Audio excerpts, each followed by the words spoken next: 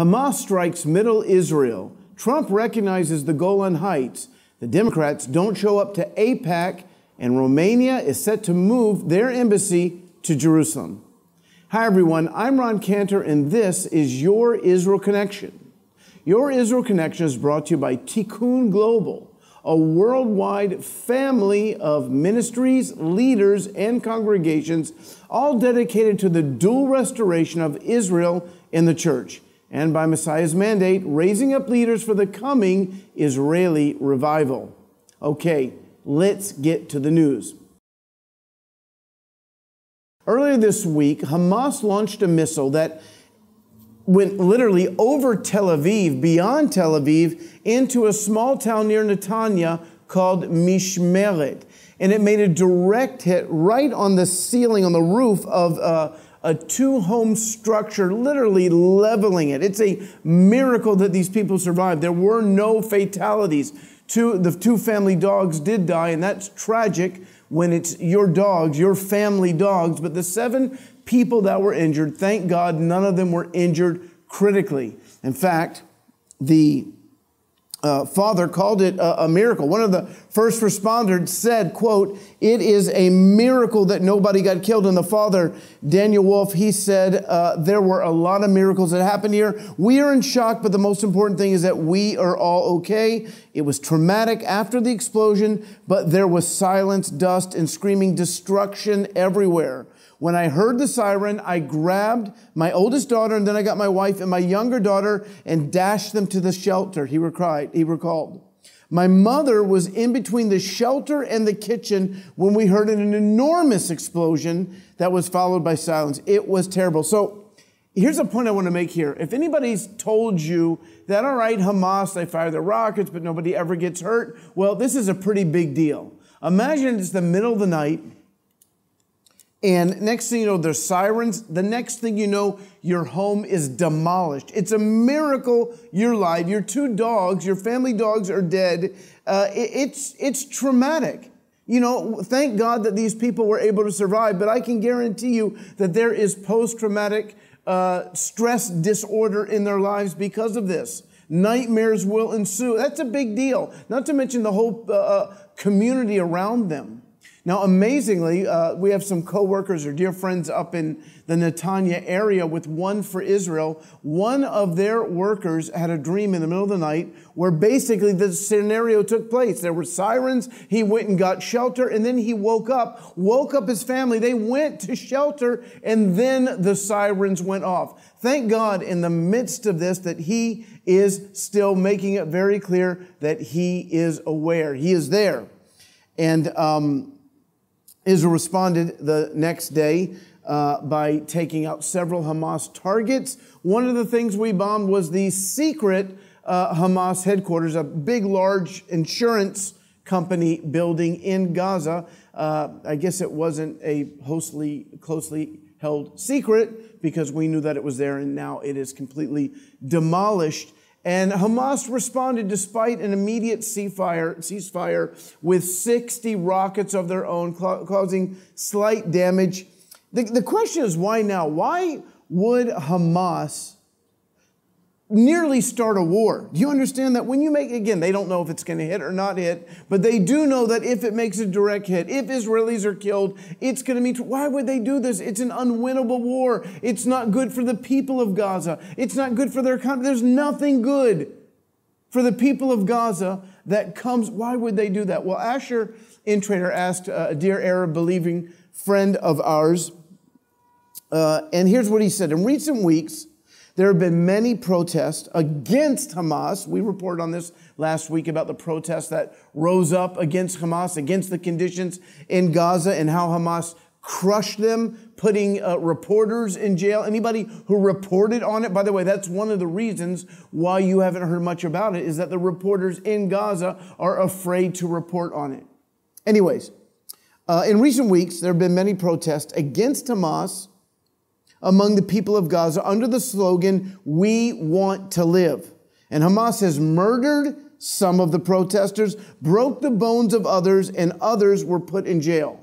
The situation is very painful. Again, this is from an Arab believer giving his analysis of the situation. As we've seen in the past, when the spotlight gets turned on Hamas, they know how to deflect the spotlight toward Israel. So they start shooting rockets at Israel. By shooting the rockets, they cause the attention of the greater Arab world to be taken off of Gaza and directed to Israel. It's a diversionary tactic. This happens every time there is criticism against Hamas. It's so sad. We have many contacts in Gaza. The people have no food to eat. The average salary is about $100 a month for those who are blessed enough to even have work. So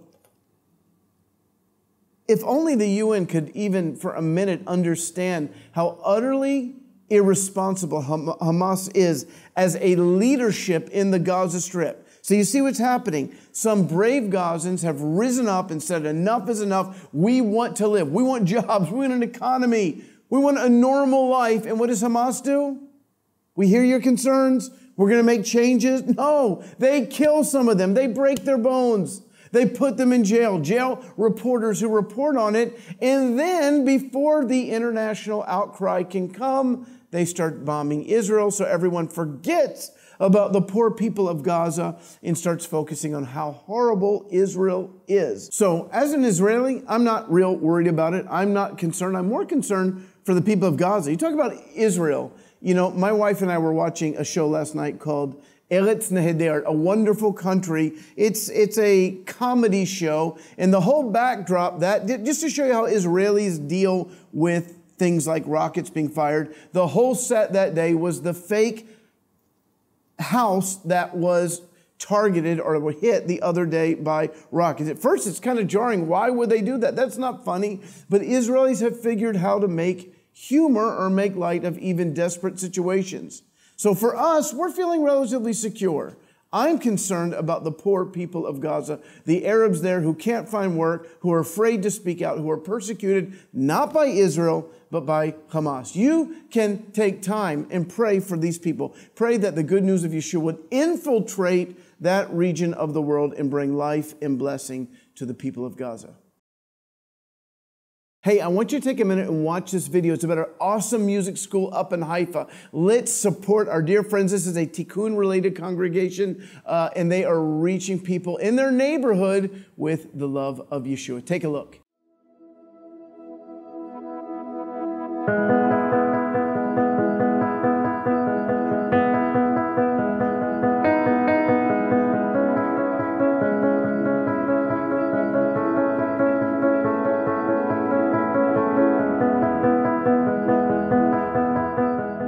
I believe very much that art and music, it's come from God, so that we introduce kids to something high in land of Israel with Jewish-Messianic influence.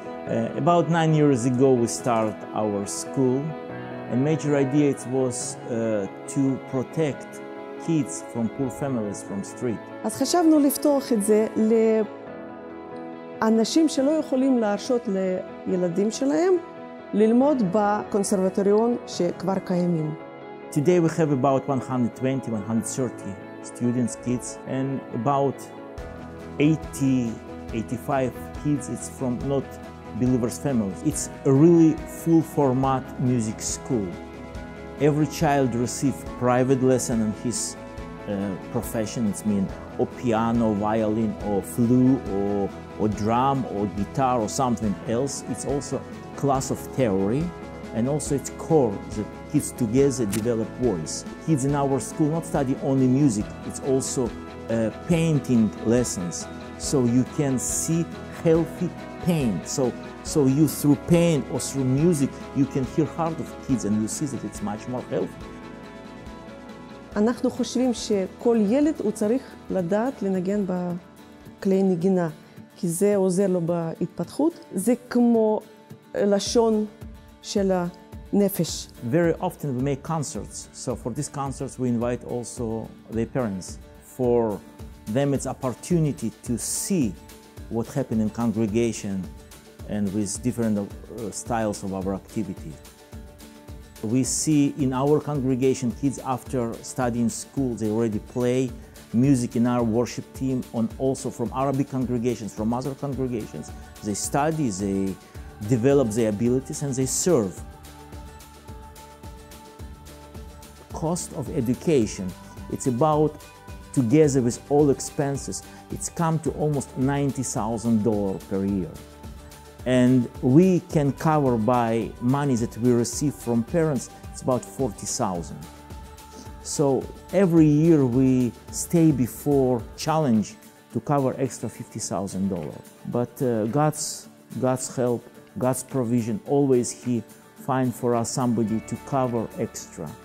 You know, many kids come specifically from poor families, but also these aliyah problems, and they have different syndromes. So after a while, even parents tell us, children operate different, something change in them.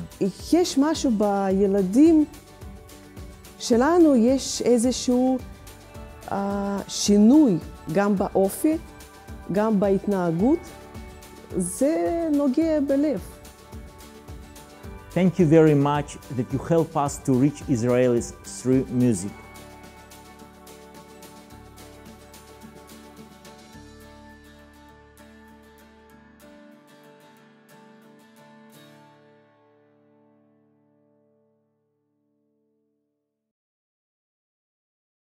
So some amazing things have happened during the Feast of Purim. In modern history, you'll remember that, or maybe you won't, depending how old you are, but in the early 90s, the Iraq, the Gulf War ended on Purim. That was after Saddam Hussein sent 40 Scud missiles to Israel, causing no fatalities. It was an absolute miracle. And then it ends on Purim, where we commemorate how God rescued the Jewish people of Persia. By the way, if you watched last week, I accidentally said Babylon. I meant Persia. And now on Purim, right here in Israel, the United States decided that they were going to recognize the Golan Heights as part of Israel. The Golan Heights was part of ancient Israel. It was conquered by Dan and Manasseh, or Manasseh in English. And in recent history, it was given to the new nation of Syria. I want to be very clear about something. Syria is not an old nation. It only goes back to 1923. This was after World War II, when they had the San Remo Conference, and the World War I allies came together and carved up the Middle East. And poof, you have the brand new nation of Syria. By the way, Jordan came shortly after that. These are all new nations. Iraq, they're not ancient nations. And so they were given the Golan Heights. And I was up there yesterday and the day before. This time of year, March, April. Oh, gosh, friends, if you've never been to Israel, you've got to come on an Israel tour, because the Golan Heights are just beautiful. Once the rains start coming in October, the whole place becomes green and beautiful. And I just had the best time up there over the past few days. And I'm so happy that the President of the United States decided that he would just acknowledge what is a reality. The Golan Heights belong to Israel. You say, wait a minute, Ron, you just said it was part of the brand new nation of Syria. Yes, in 1923, it was part of Syria. But then in 1948, Israel is rebirthed as a nation. By the way, when they were carving up the Middle East, and they said Jordan, and they said Iraq, and they said Syria, they didn't say Israel for the Jews. You know, a lot of people have wrongly said, well, the Jews, they came in, they took this. No, they took 99% of the Middle East and gave it to the Arabs, and could not even give one tiny percent to the Jewish people. What they did do is adopt the Balfour Declaration. That's where Great Britain said that in the future we would like to see a Jewish state in their ancient homeland. And so in 1948, miraculously, it happened. Israel becomes a nation. And then from 1948 to 1967. Is anybody from the UN listening? Because during that time, 19 years, Syria rained down terror on the people of the Galilee. You see, the Golan Heights start at the eastern side of the Sea of Galilee. And so all those small communities down there, they were targeted by the Syrian government. So the UN right now that is going crazy and they're condemning Israel, everybody in the Security Council, Russia, France, everyone is condemning the U.S. for acknowledging that the Golan Heights belong to Israel, seem to forget what Syria did with it when they had it, which was terrorize innocent people. So in 1967, at the beginning of the Six-Day War, Israel took the Golan Heights. They said, enough, you're not going to attack us anymore. And it was literally an uphill tank battle, one of the greatest tank battles in the history of the world. And then in 1973, Syria on Yom Kippur, when the whole country's fasting, attacked us trying to take it back. And they should have taken it back. They had the upper hand. We were down to like one tank when suddenly the entire Syrian tank army left. And we ended up winning that war. It was amazing. And so for the last 50 years, we have had 52 years, we have had the Golan Heights. Now, what have we done with it? Under Syrian rule, it was a wasteland, swamps everywhere. Now it's a fruitful garden. If you go up, again, if you go to the Israeli side of the Golan Heights and you just look over the border, it's night and day. It's two different completely types of real estate because we drained the swamps, we planted crops. There's vineyards, as Amos speaks about, the land of Israel coming alive and producing grapes and wine. It's happening. Some of the best vineyards in the world are on the Israeli side of the Golan Heights. Now let's talk about Syria for a minute. Because, again, the whole Arab world and now the EU and the UN, they're going crazy. They're mad at President Trump. This was irresponsible to recognize the Golan Heights as part of it. Why? Tell me why it's irresponsible. Have you been to Syria lately? Do you not remember that Bashar al-Assad twice, if not more than that, has used chemical weapons against women and children just in the past 7-8 years?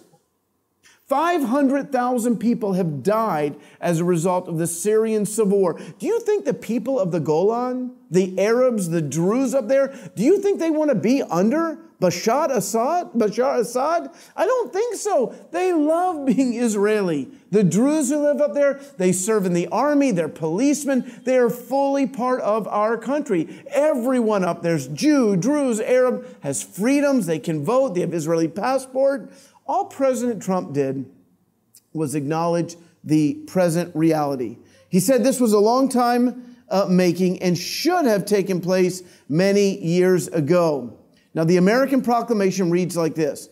Any possible future peace agreement in the region must account for Israel's need to protect itself from Syria and other regional threats. By the other regional threats means Iran, which now is trying to get entrenched in the failed state of Syria. Iran does not care about Syria, doesn't care about the Syrian people. The only reason they are involved in the Syrian civil war is so that they can establish military bases in Syria in order to attack Israel. That's why, including last night, we keep bombing Iran in Syria so that they can't get this foothold.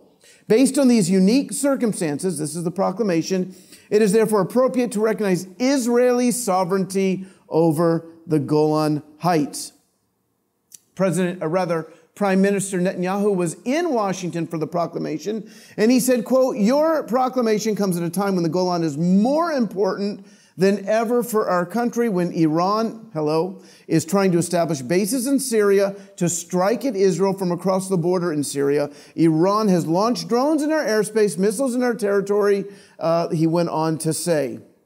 And so finally, President Trump tweeted out, as he's so good at doing, after 52 years, it is time for the United States to fully recognize Israel's sovereignty over the Golan Heights, which is of critical strategic and security importance to the state of Israel and regional stability. So probably what's going to happen is there's going to be a lot of noise. The EU, the UN, Arab countries, just like there was when President Trump recognized Jerusalem for what it is, the capital of Israel. Everyone made a lot of noise, but you know what? Things will settle down. It's going to be okay. Come visit us here in Israel. Join one of our tours. We'll take you to the Golan Heights. It's beautiful. Piggybacking on the last story, we ended by saying that the whole world is going to go crazy about the recognition of the Golan Heights. But I want to say something to you. There's something that happens in the spirit when the most powerful nation on the earth does something. So when America, now it's almost a year and a half ago, recognized Jerusalem, then moved the embassy to Jerusalem, and everybody went crazy, what happened? Nothing. Well, no, not nothing. Other nations followed suit. Now you have other nations that are being emboldened, and they're saying, you know what? Czech Republic, Brazil's talking about it, and now Romania, recently this week at AIPAC, the AIPAC conference, America-Israel Political Action Committee, said that they're going to move their embassy to Jerusalem. Not just Romania, but also Honduras. They said that as soon as Israel opens up a diplomatic initiative in their capital, they're going to open up an embassy in Jerusalem. Why is this happening? Because, again, something shifts in the spirit. President Trump, for all his faults, has been compared to King Cyrus. King Cyrus in the Bible was an unbeliever, but for some reason, he favored Israel. He helped us rebuild our temple. He helped us reestablish the city. We're seeing that happen in our lifetime. And so what happens is other nations who've had secret good favor towards Israel see his example, and they say, you know what? Let's go ahead and recognize Jerusalem. Let's go ahead and move our embassy as well. That's what's going to happen with the recognition of the Golan. Nations who understand our situation, like Brazil, like the Czech Republic, like now Romania, Honduras, and other nations are going to rise up and become emboldened to do maybe, just maybe, even the European Union, because they know the truth, but they're scared. Why? They're scared of Iran. They're scared of Islamic fundamentalism, radicalism. They're scared of all those things. So what they do is, under the guise of human rights, they end up becoming anti-Israel. But what could happen, what I hope happens, is that they will see the example of other nations like Romania, Honduras, we bless you, we love you, and that they'll begin to do the right thing themselves. Hey, I've got a free gift for you. It is a book I wrote. It's called The Coming End Time Awakening. And I want to send it to you. All you got to do is go to tikkun.tv, sign up for our newsletter, and we will send you that free of charge. It will bless you, because an end time awakening is coming, but there's some theology, there's some principles, there's things that you need to know, and they're free and they're in that book. So just go to tikkun.tv, sign up for the newsletter. You'll automatically get the book free of charge. So I mentioned before that the AIPAC, that's the American Israel Political Action Committee, their conference took place this week in Washington, D.C. And somebody or some bodies were missing. Democrats running for president. Now, you would think that Democrats running for president would want to be at AIPAC, considering that 70% of American Jews vote Democrat, but they didn't show up, and I'm going to tell you why. You see, for the most part, the idea of supporting Israel, blessing Israel, getting behind Israel has been a bipartisan issue. Now, 8 years of Obama was difficult. He probably was the most anti-Israel president that we've ever had. President Trump has become the most pro-Israel president that we've ever had. But now we have something in Congress that we've also never had before. We have Muslims in Congress. Now, I'm not against that. I'm not anti-Muslim. I'm anti-Islamic fundamentalism. But God forbid we spread any hatred or racism against anyone for what they believe. But what we have is we have two congresswomen now that are speaking out against the idea of supporting Israel. What they're saying is that if you support Israel, you have dual loyalty. That's basically treason. That means you're a traitor. It means you love Israel more than you love America. And you know what? That is stupid. That is utterly and completely stupid. The reason America favors Israel is because it's smart, it's strategic. We are the only democracy in the Middle East. We're the only country in the Middle East that has full freedom of right. The freest Arabs in the Middle East live in Israel. Not in Lebanon, not in Jordan, not in Syria, not in Egypt, but in Israel. The women with the most equal rights isn't, believe me, it's not in the Arab countries. It's right here in Israel. It makes sense, good political sense, for the American government to have a good relationship with, by the way, the strongest military in the Middle East, as we shared with you just a few weeks ago, 8th largest in the world, strongest in the world, I believe. It's just smart. But what Representative Tlaib and Omar are trying to do is say, no, it's not smart, it's dual loyalty. If you favor Israel, you don't love America. Well, that's stupid. That's ridiculous. But they're winning. That's the amazing thing about it, is that when they say these ridiculous anti-Semitic stuff, and even just a few weeks ago, when the Congress tried to censure them, rebuke them, by the end of the statement was supposed to be a statement against anti-Semitism. By the end, it became a statement against Islamophobia. Mention something about How did that happen? Because the Democrats are now afraid of the fresh, young faces who don't like Israel. So who would think that you would have the AIPAC conference and Bernie Sanders, he's Jewish for goodness sake, doesn't even show up. Not to mention all the other Democrats that are running for president. Again, this is a shift. This is a dangerous shift in U.S. politics. It is the Democratic Party is shifting against Israel. That's even more so than President Obama. That should cause everyone in America, in Israel, all over the world to be concerned. So we're going to pray for the right leadership to arise in the Democratic Party. We'll see what happens there. Thanks so much for joining us here today on Your Israel Connection. We bless you from the land of Israel. Shalom.